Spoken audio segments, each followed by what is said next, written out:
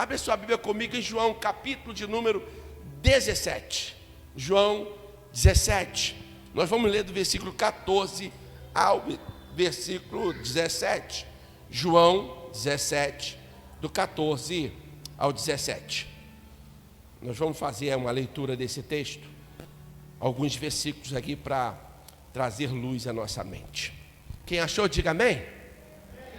Está meio fraco? Então procure aí, continue procurando. Vou perguntar de novo. João 17, do 14 ao 17. Quem achou, diga amém. Glória a Deus. Diz assim a palavra de Deus: dei-lhes a tua palavra, e o mundo os odiou, pois eles não são do mundo, como eu também não sou. Não rogo que os tire do mundo, mas que os protejas do maligno. Eles não são do mundo, como eu também não sou.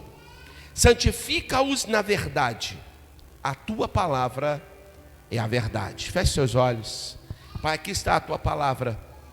E agora, Senhor, eu vou expor a tua palavra, que o Espírito Santo possa falar por nós e através de nós, em nome de Jesus. Amém e amém. O tema dessa mensagem é: tudo começa com santidade. Irmãos, que grande privilégio Deus nos deu de poder fazer uma leitura gostosa da Bíblia, né? Nesse tempo tem sido um tempo muito precioso. E essa semana, lendo a Bíblia, lendo os textos sugeridos de João, do Evangelho de João, eu percebi algo que me chamou a atenção. É a tristeza que havia no coração de Jesus, o desejo de Jesus de ver os seus discípulos felizes. Mas como ser feliz sabendo que o mestre não mais estaria com eles? Então havia no coração dos discípulos uma certa decepção, uma certa tristeza, porque Jesus em breve não mais estaria com ele. Jesus iria para o céu. O desejo de Jesus então era que os discípulos, eles continuassem juntos, firmados no propósito da palavra, que não se desviasse, não se distanciasse dos ensinamentos que ele o deu. E Jesus então ensina, e a Bíblia fala que Jesus os amou, e os amou até o fim. Repita comigo assim: Jesus amou, e fala assim: me amou até o fim. Irmãos, isso aqui é algo interessante, porque Jesus os amou até o fim. Em João 17, então, Jesus ele vai dar para nós um ensinamento formidável, um ensinamento muito especial. Ele vai orar, ele vai interceder, ele vai clamar pelos discípulos, ele vai fazer uma oração. Nessa oração tinha como finalidade, apresentar os discípulos a Jesus e mostrar para Deus que ele foi fiel em guardar todos aqueles que Deus os havia dado a ele. Jesus então ora pelos discípulos. Mas no versículo que nós lemos, Jesus vai dizer assim: eu dei-lhes a tua palavra e o mundo o odiou, porque eles não são do mundo. Jesus estava dizendo que havia santificado a igreja, havia separado a igreja, dando a eles a palavra. Repita comigo: Jesus deu a palavra.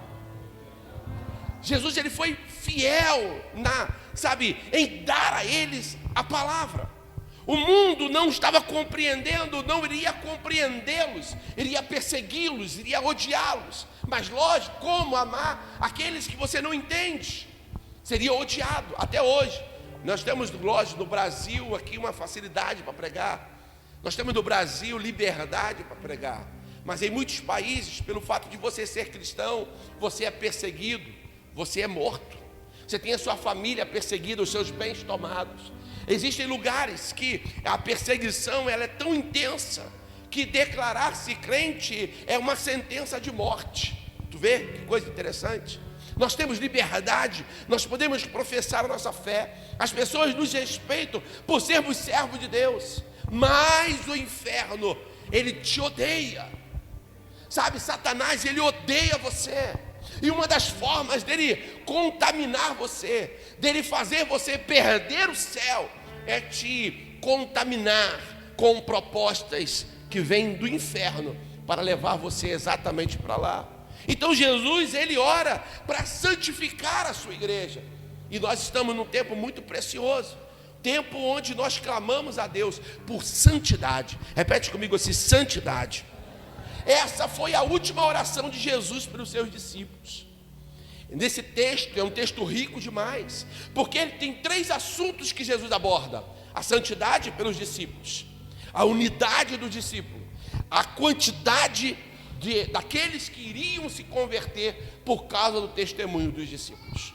Jesus, então, ele começa pela santidade, e é isso que eu queria hoje estar comentando contigo, acerca de santidade. E Jesus estava mostrando para eles, sabe, a importância da santidade, porque santidade é o lado qualitativo da unidade. Santidade é o que nos torna perfeito.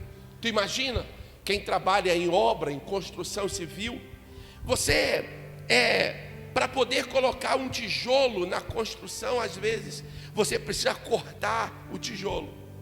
Já percebeu que na obra tem um monte de pedaço de tijolo no chão? É porque alguns tijolos, para poder se encaixar na construção, eles precisam ser quebrados, para se tornarem perfeitos para a edificação. Assim somos nós. Existem falhas em nós, existem erros que precisam ser tirados da gente, para que possamos ser úteis na edificação. Essa semana eu estava vendo um vídeo de um técnico, na verdade ele é um expert em motores automotivos. E o motor, às vezes ele vem da indústria, quando o carro dá um problema, ele vem da indústria perfeito, da caixa, embalado. Mas quando ele vai colocar, sabe, nas peças, ele vai alinhar, ele percebe que tem, às vezes, falhas, tem erros. E são pequenas falhas, coisas de milímetros, centésimos, sabe, coisinha que você não consegue ver a olho nu, mas se for montado daquele jeito, ele vai danificar em pouco tempo. Pois é, a santidade é isso, é nos alinhar de tal maneira que o tempo passe e a gente não perca, sabe, o poder, não perca a pressão. O motor automotivo, quando está com defeito, ele perde pressão. Ele não consegue, sabe, funcionar da maneira como deveria. E existem muitos hoje que, por não viverem em santidade, eles não funcionam como Deus gostaria que eles funcionassem. Eles não conseguem ser eficazes. Então a salvação é um presente de Deus para nós. Ele nos concedeu a salvação, mas essa salvação deve nos conduzir à santidade. Por quê, pastor? Porque a santidade é o atributo mais evidente da natureza divina em nós. Santidade tem a ver com separação, tem a ver com perfeição. Deus é perfeito.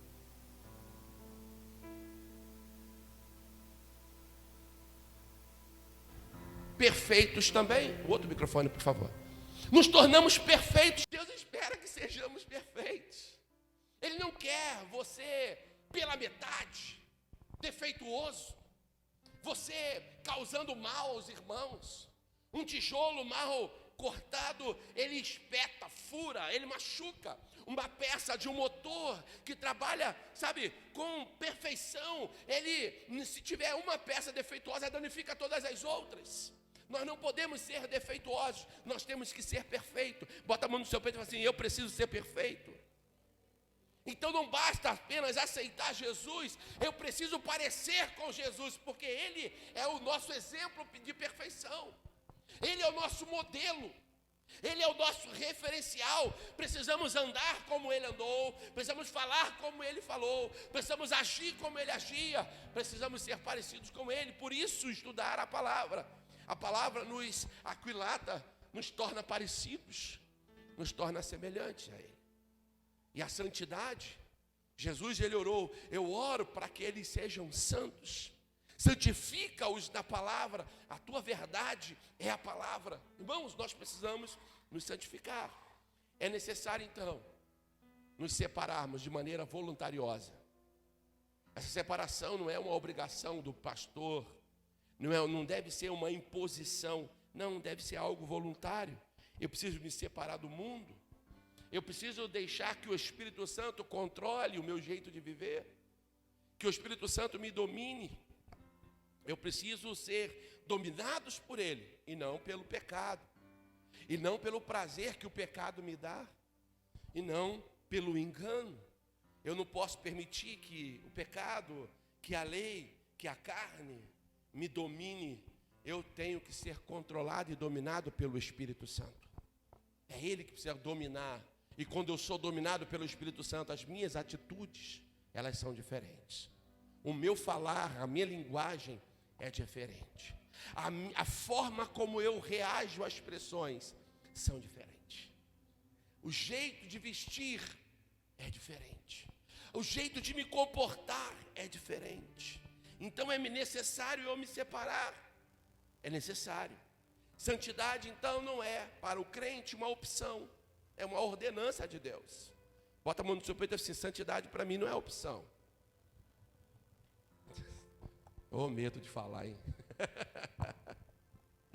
Na verdade, para nós não é uma opção. Por quê, pastor? Porque ela é um mandamento. Deus mandou. A ordem veio do céu. Sejam santos como eu sou santo. Ou seja, eu preciso ser santo. É um mandamento ordenado por Deus. Ele exige daqueles que professam fé nele, que sejam perfeitos como ele é perfeito. Segundo, é a principal característica do crente. Nós devemos nos aquilatar ou parecer com ele. Quando eu sou santo, quando eu me santifico, eu passo a parecer com Deus. Então a santificação é uma transformação do meu caráter, uma adequação do meu estilo de vida ao estilo de vida de Deus.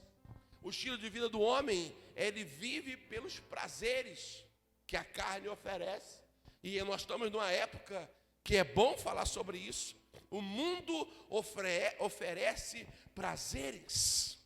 O mundo oferece manjares. E as pessoas se deliciam com os manjares que Satanás oferece. Mas, às vezes, ele oferece algo que por fora é tão saboroso e bonito. Foi feita uma dinâmica numa das células que eu achei interessante. Foi dado para eles, foi feito um doce muito bonito. Eu não lembro qual é o nome do doce. Eu sei que era branco, com bastante leite condensado e coco. O aspecto era bonito. Quem se lembra do qual é o nome desse doce? Não era manjar, leite condensado e coco, era um negócio assim, bonito mesmo. Não, era tipo um brigadeiro, só que era branco. Era um beijinho, isso, um negócio bonito mesmo. E aí as pessoas foram lá de colherada e botaram na boca. E quando botaram, o primeiro gosto era doce. Mas logo depois vinha o segundo, que era horrível, cheio de sal. O diabo é assim. Ele te oferece, só que não é sal. Porque o sal, a pessoa, ela logo, ela sai fora. Ela desanima. Ela desiste, ela cospe, ela joga fora. Há uma cultura de pessoas que vivem em lugares muito gelados, que quando os lobos estão levando ameaça para sua fazenda, para os seus bens, para o seu patrimônio, às vezes até a sua própria vida, eles pegam uma carne e colocam uma faca dentro da carne e deixam congelar. Faz tipo um picolé de carne, só que por dentro o palito é uma faca muito afiada. E eles prende esse picolé em algum lugar onde os lobos conseguem farejar e lamber. Então no início o lobo vai lambendo e ele vai sentindo o sabor da carne e ele continua lambendo. A língua vai adormecendo, ele continua lambendo. Chega um momento que ele já conseguiu lamber aquele picolé de carne e agora a faca, a lâmina fica exposta, mas a língua está dormente. O gostinho de sangue é bom e ele continua lambendo. E ele não percebe que enquanto ele lambe aquele picolé, ele está lambendo o seu próprio sangue. e muitos desses lobos morrem. Você está entendendo como é que o diabo faz com a gente? Ele oferece algo que parece inicialmente super prazeroso, mas o fim dele é a morte. O inimigo não te oferece algo bom e prazeroso que vai te conduzir à eternidade, não. A eternidade que o diabo deseja é que você vá morar com ele para sempre no inferno. Nos separar para Deus, nos santificar para Deus, é nos adequar a Ele, porque um dia nós moraremos com Ele no céu, aleluia. Um dia nós estaremos com Ele para sempre na eternidade. Nós estaremos com Ele para sempre. Então a santidade, ela é algo que Deus exige de mim hoje, agora, neste momento. Ser santo, então, é uma adequação à natureza divina. Por quê, pastor? Porque o alvo da santificação é que essa natureza, ela seja implantada em mim. Por isso, nós não podemos nos conformar com o mundo. Não podemos nos conformar com o sistema do mundo. Não podemos sentir prazer nas coisas que o mundo oferece. Pastor, e quando eu peco? É quando os meus olhos mudam de direção. É quando eu mudo de alvo. É quando eu passo a fixar os meus olhos nas ilusões passageiras que o mundo oferece. E o mundo, para te levar para junto, sabe, o inimigo da nossa alma, para nos levar para junto dele, ele te oferece os prazeres que o mundo te oferece. Quer seja por meio da bebida, da libertinagem, da promiscuidade, de uma vida de prazeres desenfreados. É o que o mundo oferece. Bem, ser santo então é ser separado do mundo. É viver no mundo, mas não nos deliciarmos com o prazer que o mundo oferece. Isso é ser santo. A santificação, ela começa no dia que eu me converto, mas ela não conclui ali. A salvação começa no momento da minha conversão. Ali inicia um processo. A salvação, ela é processual. Repete comigo, a santificação é processual. É processual, irmãos. É gradativa. Ou seja, ela começou naquele momento, mas ela me aponta para uma glória futura. E eu preciso, até chegar lá, me esforçar para ser santo. Me esforçar para dizer não. Não é um processo que eu faça sozinho, mas é algo que eu preciso dar o pontapé inicial. Eu preciso negar a mim mesmo. Eu preciso dizer não para as minhas vontades. Eu preciso controlar os meus lábios. Eu preciso controlar as minhas atitudes. Eu preciso me dominar. Tinha uma música no mundo que dizia assim: está dominado, está tudo dominado. Era a letra do mundo. Mas nós precisamos deixar o Espírito Santo nos dominar, a ponto dele dizer: meu filho, está dominado, está tudo dominado. Mas é Deus falando, e não o diabo.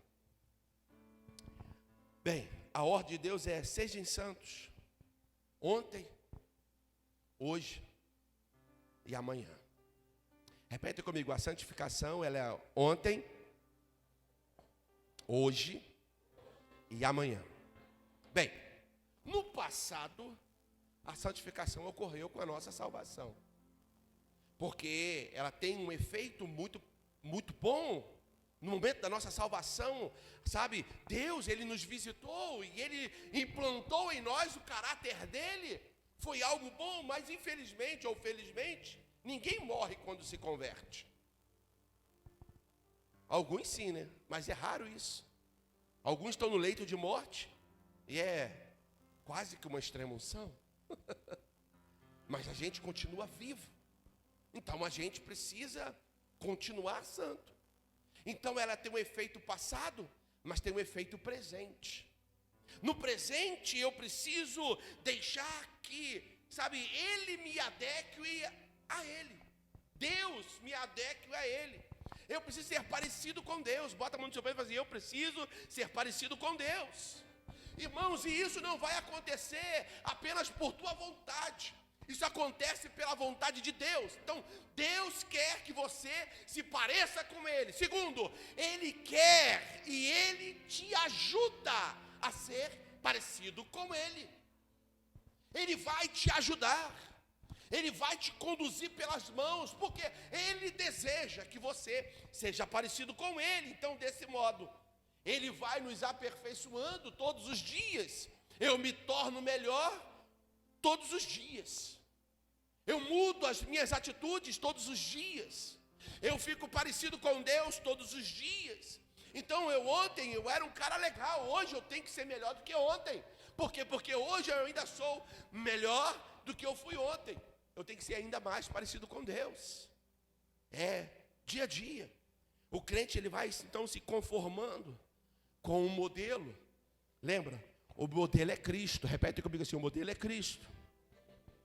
Bem, a verdadeira santidade então é aquela que faz mortificar o meu ego e faz com que o Espírito Santo tenha liberdade de agir aqui dentro. Sabe o que significa isso? O Espírito Santo começa a controlar. Já não é mais você no controle, é Ele. É deixar Ele conduzir você. Às vezes quem aqui dirige tem dificuldade de entrar no veículo e ter alguém ruim de roda dirigindo. Sabe, aquela pessoa que pisa no freio já quase atropelando o outro, que anda em alta velocidade, faltando um tanto assim para bater no outro carro. Se o outro carro tiver com a lâmpada de freio ruim, ele bate. Tem gente que é ruim, que você anda apavorado, porque ele pisa no freio, você bate com a cabeça quase no painel. O cinto toda hora está dando aquelas pancadas no cinto, porque ele é ruim de roda, ele é ruim de direção. Agora vamos supor que você seja bom de direção e o outro também bom, mas de vez em quando você fica caçando freio. Você está no carona, você fica caçando freio. Mas eu quero dizer algo para você.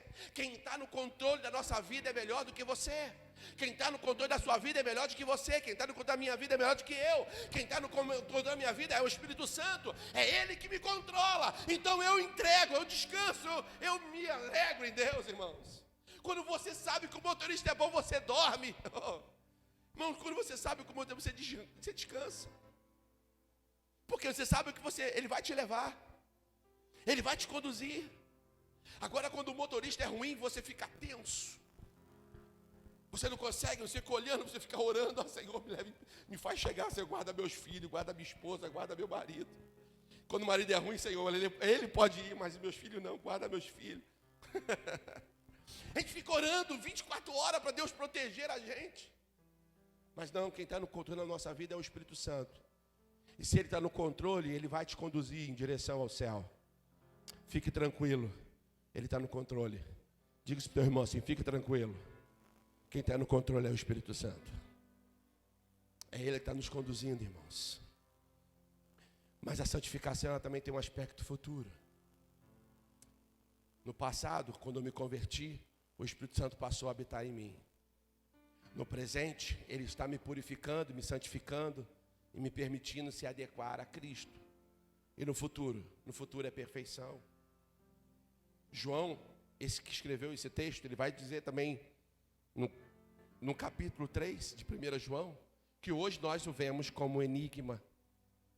Hoje nós nos vemos como um espelho embaçado. Naquela época o espelho não era como o de hoje. Era um metal polido. Metal polido você via um reflexo cheio de defeitos. Então era um enigma. Parecia que era, mas não era perfeição. Hoje nós vemos dessa forma. Você se vê como no espelho sujo. Então hoje nós vemos Deus assim, de forma imperfeita, de forma como num espelho. Mas diz a Bíblia que um dia nós o veremos como Ele é. Um dia os nossos olhos vão se abrir e nós vamos contemplar Deus como Ele é na sua santidade, na sua perfeição, na sua plenitude. E quando esse dia chegar e nós o enxergarmos, diz a Bíblia que nós seremos semelhantes a Ele. Sabe o que é isso, irmãos? O apóstolo Paulo teve essa revelação, ele disse: quando o corruptível se revestir da incorruptibilidade, o mortal da imortalidade, então se dirá: tragado foi a morte na vitória.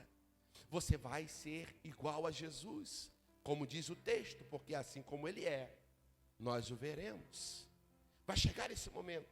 Então, enquanto a glória futura não acontece, enquanto a santidade plena não acontece, enquanto você está nesse corpo que é corruptível, enquanto você está nesse corpo que te induz, a sua mente te induz ao erro, você precisa se esforçar para permanecer nele.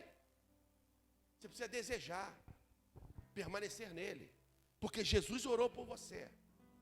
A oração dele: Pai, eu oro para que eles sejam um, como eu sou um em ti. Tem muita gente querendo viver em unidade, mas como viver em unidade se não vive em santidade? Primeiro é a santidade, depois é a unidade. Esse texto, Jesus ora para que eles fossem perfeitos, fossem santos, como Deus o é. Estamos terminando, mas eu queria ainda concluir acerca desse aspecto futuro. Nós ficaremos livres do pecado. Haverá um momento que o pecado já não conseguirá mais vir ao nosso encontro, nem sofreremos o efeito dele. Um dos efeitos mais devastadores do pecado é a morte. Um dos efeitos terríveis do pecado é a enfermidade, é a doença. Hoje nós, pode ser o melhor crente do mundo, mas ainda assim está sujeito à enfermidade.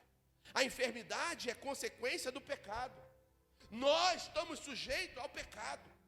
Nós carregamos as marcas do pecado em nós. Mas haverá um momento que o pecado já não nos dominará. Nesse momento, quando nós formos iguaizinho a Cristo, o pecado perderá o efeito e quem dominará a nossa vida é o Senhor. Aleluia. Nós nos adequaremos a Ele, nós estaremos com Ele, nós o celebraremos, irmãos. E é maravilhoso pensar nessa glória futura. Mas você pode experimentar parte dessa glória aqui. Você não precisa ir para o céu para experimentar a glória de Deus. Você pode experimentar a glória dele aqui. Você pode dizer amém? Você pode.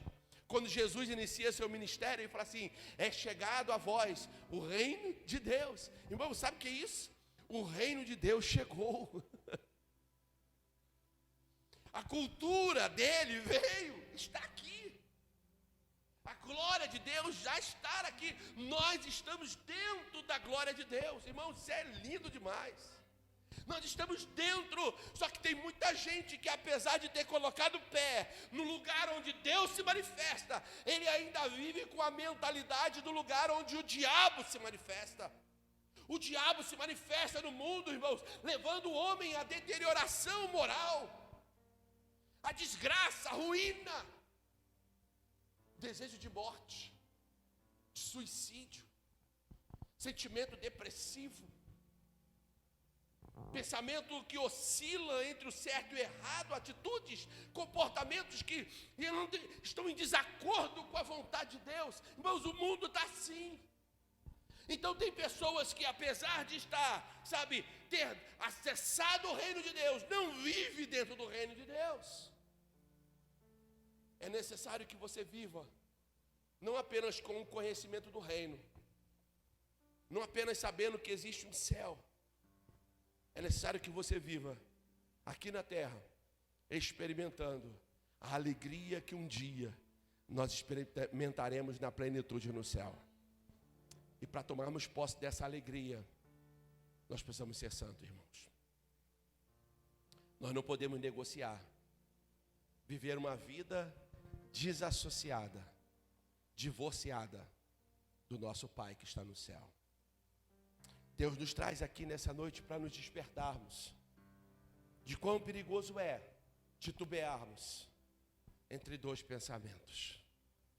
Quão perigoso é pensarmos estar em Deus, mas viver como se não estivesse. É altamente desastroso. Eu quero dizer algo para vocês.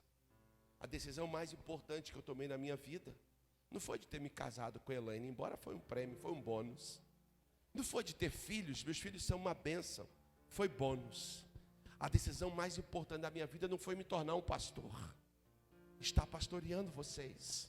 Não, isso é um bônus.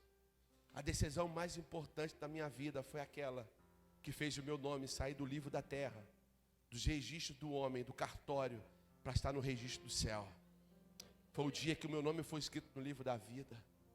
E eu oro, irmãos, eu clamo a Deus para que eu seja justificado, para que tenha valido a pena todo o sacrifício de Jesus, para que meu nome estivesse lá. Quando eu me adequo, quando eu me santifico, eu estou me adequando para dizer assim: Jesus, valeu a pena o teu sacrifício por mim. Santidade é isso, é dizer que valeu a pena. Senhor, muito obrigado por ter morrido por mim. Obrigado por ter pago um preço tão alto para me salvar. Aqui estou eu, Alexandre, e eu quero dizer, valeu a pena. Santidade é isso. E aí, pastor, se você é santo, você fica doente? Fica, sim. A pessoa santa fica doente. Mas, irmãos, existe uma outra coisa extraordinária apesar disso. Você tem poder para reivindicar aqui na terra. E se Deus for da vontade dele, você reivindica e ele te dá. Você pede e ele te dá. Olha o que diz a Bíblia: pedir e dá-se-vos-á. Qualquer um pode pedir, mas ele não vai dar para qualquer um. As bênçãos deles são para aqueles que são fiéis.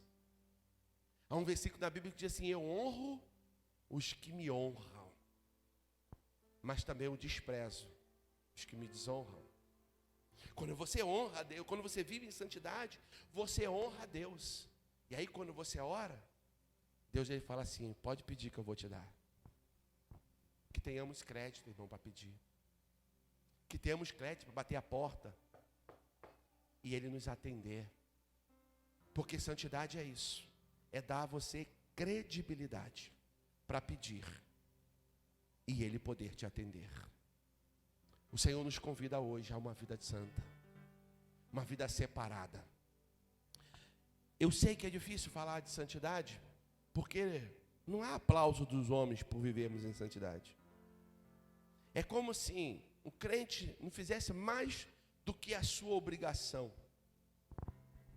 Viver em santidade aos olhos do mundo é isso, é não fazermos mais do que a nossa obrigação. Mas é esse mais do que a nossa obrigação que nos dá credibilidade para colocar a mão no enfermo e o enfermo ficar curado.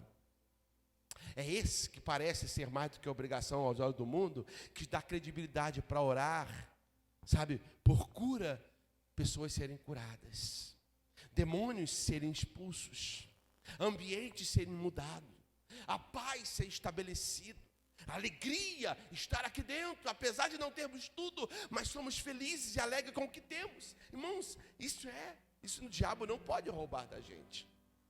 Por isso eu quero orar por você. Orar para que Deus complete a alegria dele na tua alma. Para que você tenha prazer de santificar todos os dias. Porque quando um dia ele vier buscar a sua igreja, e em breve ele virá, ele vai vir buscar para si, tomar para si um povo todo seu, zeloso e de boas obras, e que ele nos encontre santificados para subirmos com ele nesse dia, amém? Você pode aplaudir ao Senhor Jesus? Eu quero orar por você.